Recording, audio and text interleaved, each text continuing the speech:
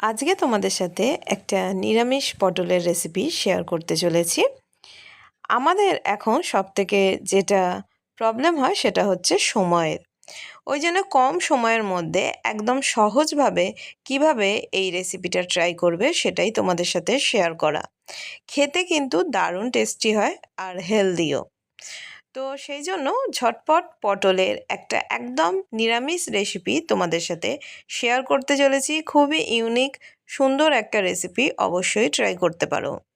যারা সেইভাবে রান্না করতে মনে করছো যে হাতে সময় কম আছে, রান্না করতে চাইছো না, তারা কিন্তু এই রেসিপিটা অবশ্যই ট্রাই করতে পারো। এই রেসিপিটা করার জন্য পটলগুলোকে আমি এইভাবে ছাড়িয়েছি, দেখছো এইভাবেই ছাড়িয়ে নিতে হবে। আর ছুরি দিয়ে মাঝখানে একটু একটু কাট করে দেবে। একটা মিক্সার জারে পটলটা এদিকে ভাজা হচ্ছে, আর মিক্সার জারে আমি একটা মশলা রেডি করব।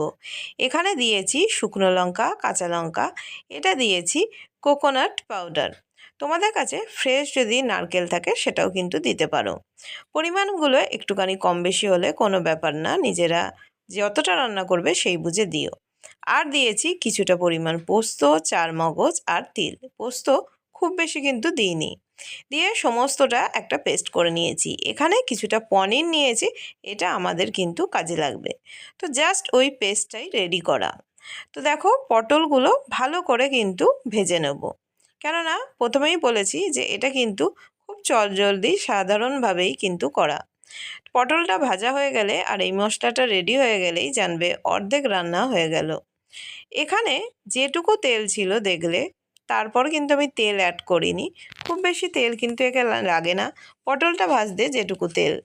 তো তারপরে দেখো এখানে যে পনিরটা তোমাদের দেখালাম সেই পনিরটা কিন্তু এখানে গ্রেট করে দিচ্ছি। তো এইভাবে পনিরটা গ্রেট করে দিয়েছি। এখানে কিন্তু এটাকে ভালো করে একটু জাস্ট নেড়ে চেড়ে নেবো, বেশি কিন্তু ফ্রাই করার কোনো দরকার নেই। তো এখানে যে পেস্টটা রেডি করেছিলাম দেখতেই পেলে, আর কিন্তু তেল আমি এখানে অ্যাড করিনি। সেই পেস্টটা এখানে দিয়ে ভালো করে এটাকে কষিয়ে নিচ্ছি। যেটা তোমাদের বললাম এটা কিন্তু হেলদিও, খুব বেশি তেল কিন্তু লাগে না। এর থেকে আমরা যদি কেউ আলু পটল করি কষা কষা করে, সেটাতে কিন্তু আরও বেশি তেল লাগে। এখানে একটুখানি ঘি দিচ্ছি, এটা কিন্তু টেস্টের জন্য, আর স্মেলটাও যাতে ভালো আসে। কেউ যদি মনে করো এখানে এই ঘিটাকেও স্কিপ করবে, সেটাও কিন্তু করতে পারো। ভালো করে নেড়েচেড়ে এটাকে কষিয়ে নিচ্ছি। আর যে পটলগুলো ভেজে রেখেছিলাম সেই পটলগুলো এখানে দিয়ে দিচ্ছি। ভালো করে এটাকে কষিয়ে নেব। মিক্সার জারটা ধুয়ে এখানে কিন্তু আমরা জল অ্যাড করব। আর এখানে কিন্তু খুব বেশি জল দেব না, আমি এখানে একটুখানি নুন অ্যাড করলাম। নুন আর ঝালটা কিন্তু নিজেরা বুঝে তোমরা দেবে, কেননা যে যেমন খাও সেই বুঝে। আর এখানে দেখো 2 চামচ টক দই ব্যবহার করছি। এখানে কিন্তু টক দইটা ফাটিয়ে রাখার কোনো দরকার নেই, এরকমই দিয়ে দেবো। কিন্তু অবশ্যই যখন টক দইটা দেবে গ্যাসটা কিন্তু একদম কমিয়ে দিয়ে টক দইটা দেবে। এখানে 2 চামচ মতোই টক দই আমি ব্যবহার করেছি, উঁচু উঁচু করে 2 চামচ। তো যেটা তোমাদের বলছিলাম যে মিক্সার জারটা ধুয়ে এখানে জল অ্যাড করব। খুব বেশি কিন্তু জল অ্যাড করার দরকার নেই, কেননা পটলগুলো আমাদের আগে থেকেই ভাজা। জাস্ট এটাকে কষিয়ে একটু জল দিয়ে নিলাম।